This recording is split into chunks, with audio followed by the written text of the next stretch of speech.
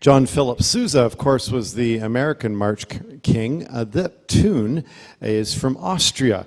And if you ever have a chance to visit Austria, like I did about a year and a half ago, and went to a number of concerts, band music is still very, very alive in that country. And that's one of the kinds of tunes that you'd hear in Austria. I'd like to introduce a former student of mine and now a colleague, Katie Dockstader. And I'm very, very, very fortunate to have many of my former students in the group here tonight. So Katie's going to introduce the next piece, and I'm going to take her place on trumpet. Katie.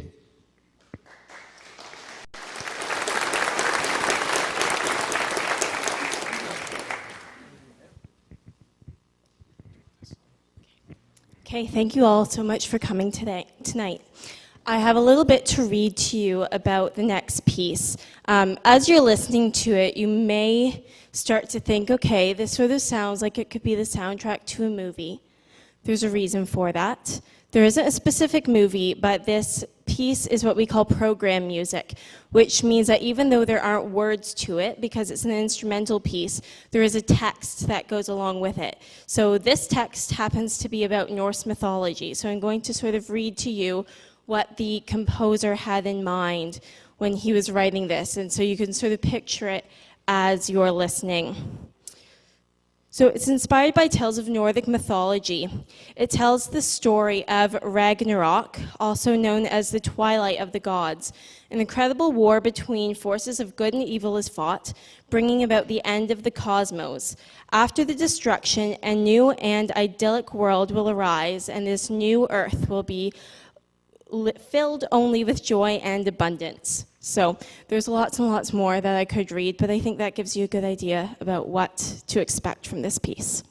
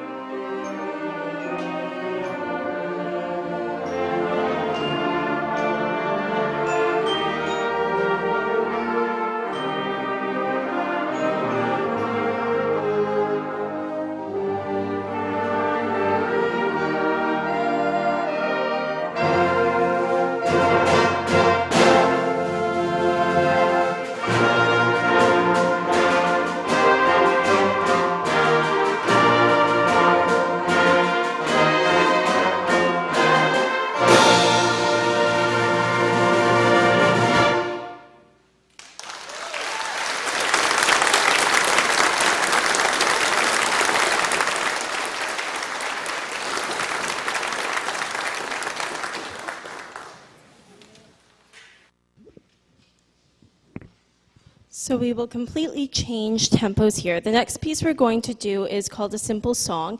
It's from Mass by Leonard Bernstein. Now, most of you will probably know Leonard Bernstein as the composer of West Side Story, Candide, and Peter Pan, just to name a few. But he also is a really respected classical composer as well. His Mass, which we're playing a selection from, he wrote in response to the Vietnam War and his sort of mixed feelings about that and about his faith. And this is his sort of way to express it through music. A Simple Song is the most well-known piece from this. You'll hear some different harmonies in it, and the discord in it was his expression of God's dissatisfaction with the human race at that moment. So you'll hear a lot of crunchiness and a lot of unsettled feelings in this, and that is his expression through this piece.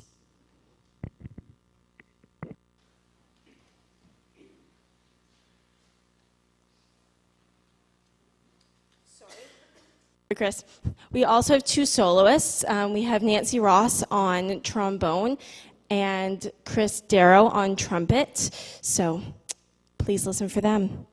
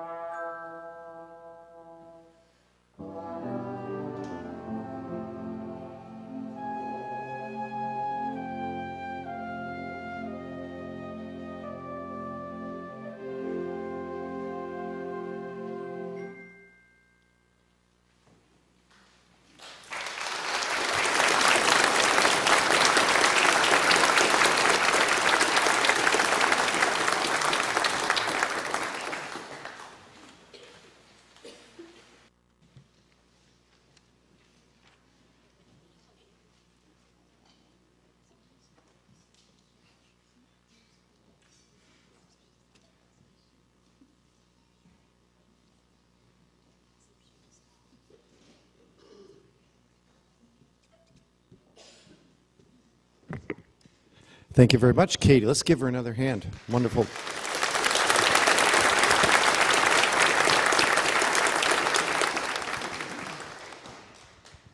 It makes me very proud that Katie is up here and conducting the band, and I get a chance to play. It kind of reminds me, Katie, of back in grade 11 when we first started conducting class, and we were teaching with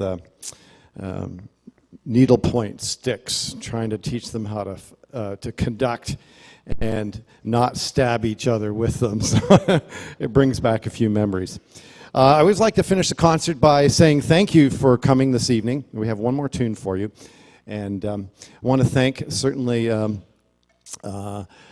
McVicker and the Glister Choir. Let's give them a hand, please.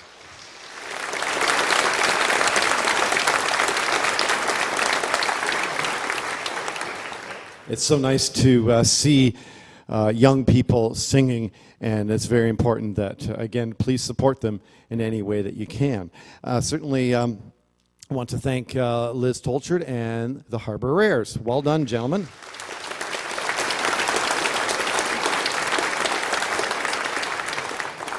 And, of course, Linda Street and the McKay Choristers. Well done.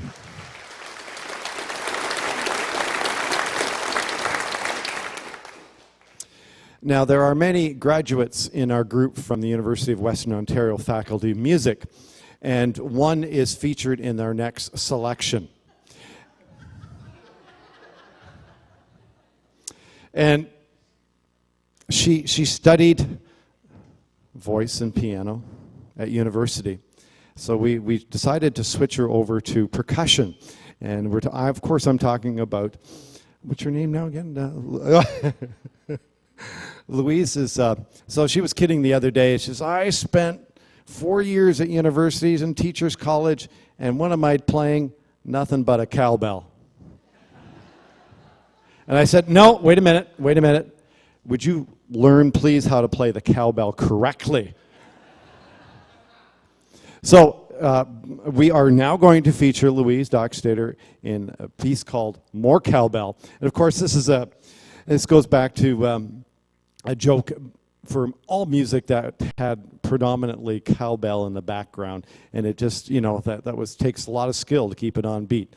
So here's to Louise Dockstader and the cowbell, and to our all of us for attending tonight, and thank you so much. And we're going to leave you with a few tunes that I'm sure you're going to recognize at some point in time. If not, practice your cowbell, and we'll have you come up and join us.